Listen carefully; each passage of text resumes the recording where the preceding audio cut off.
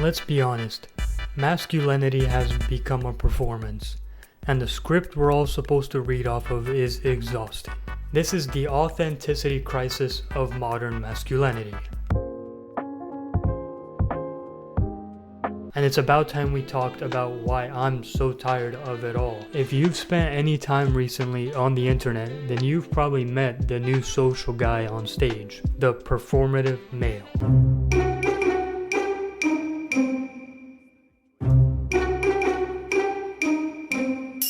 The term, which really took off in 2025, describes a man who seems to be a lot more softer and progressive than he actually is. He carries a tote around and he sips matcha lattes. He has a well-thumbed copy of a Sally Rooney or Belle Thumbs novel, which we all know nobody reads. Oh hell no! That's hell no! And his Spotify constantly has people like Lana Del Rey or Clairo. He's probably wearing a niche Japanese denim, has painted fingernails, and probably a few silver rings on. By all appearances, he's an enlightened man meant to attract the female gaze. The phenomenon is so recognizable, it spawned a bunch of social media posts on Instagram, TikTok, and we've seen a bunch of get-togethers of all these guys who are performative male. And the problem isn't necessarily the aesthetic or the actual ideology behind what they wear and do.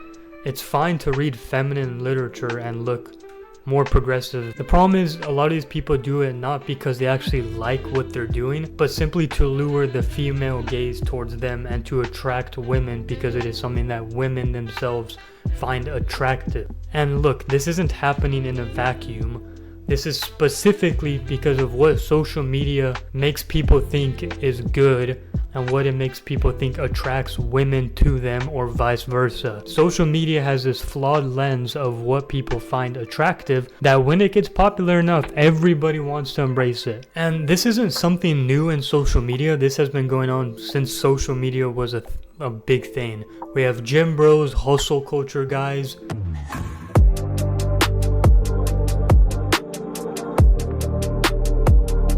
The same thing that's happening now, just with a different name attached. We have just learned and adapted that in today's culture, a certain kind of soft and well-spoken masculinity is what sells more than the traditional kind. The problem with this is that it's hard to tell if people are actually what they're presenting themselves as anymore. You have so many people as having this false facade of an image that they're not, and you go ahead and put yourself out there to get to know them only to learn that they are not at all what they have been presenting themselves as.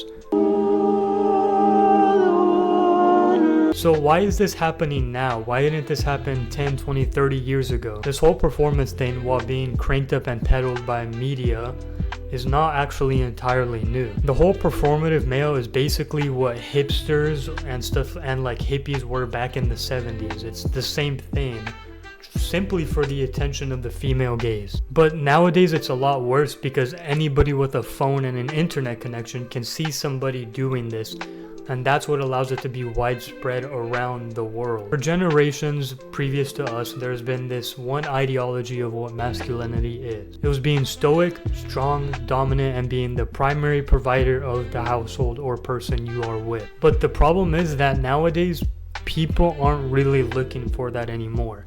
They want someone a little more progressive, a little more kind-hearted, more open emotionally, and rightfully so in my opinion. I think you should be more emotionally open to people. It's a bad trait that's been passed down for hundreds of years in guys, which leads to higher suicide rates in males than ever before within this generation.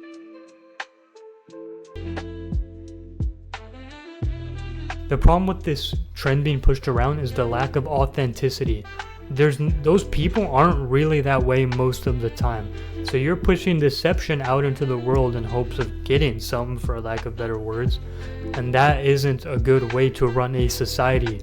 A society based off deception is not great for that society. And a lot of times guys don't want to fall into this role of traditional masculinity because they know that it limits their actual viable options for a partner, since most of women nowadays aren't looking for that in the traditional sense that they used to. And a lot of times this also goes back to even a few years ago, the good guys or nice guys. Oh, hell no! That's hell no!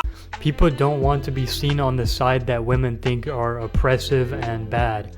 So people will constantly fall into this role of, well, I'm one of the good guys, I'm one of the nice guys, I love helping women, I'm not like these guys, so on and so forth. And unfortunately, this performance doesn't actually fix any of the problems that exist. It just creates a new set of stereotypes for men to squeeze themselves into. The cage might be decorated differently, but it is still the same cage that has existed forever. And the problem is these cages are meant to flatten and squish and compact complex human emotions and ideologies into this easy to read pamphlet. And this performance is almost a way of putting on a mask and having to disguise from getting into the real root of problems with modern day relationships and the dating scene in general. If I can just put on like painted fingernails and drink matcha and wear a tote bag everywhere I go, I don't really have to look deeper into myself. There's not as much work needed. And that's another reason it's so appealing to people. So what's the big deal? Who gets hurt by this? The answer is everyone that ever gets involved. It's a crisis of authenticity with huge consequences. First, you gotta think of the actual consequences of playing this part for so long, because when you put on a facade for long enough, you kind of forget who you actually are. This creates a deep and exhausting internal battle constantly between this facade you're pushing out and the actual person that you are. And soon enough, you're gonna forget which is which. So what's the alternative to this facade of performative males that's been sweeping the internet now? The answer isn't coming up with a new one to push it. It's about looking deep into ourselves. We just have to be able to be true and authentic to ourselves, and we will attract the people we want. We have to realize that our job isn't to please everybody, but to be the best version of ourselves that we know we can. So in conclusion, guys, don't be a fake version of yourself. Just be who you are, and eventually someone will come along. Anyway, I think I've lost the taste for matcha ever again now. If you guys like this video, don't forget to hit that like button, smash the subscribe button, and I'll see you guys next time.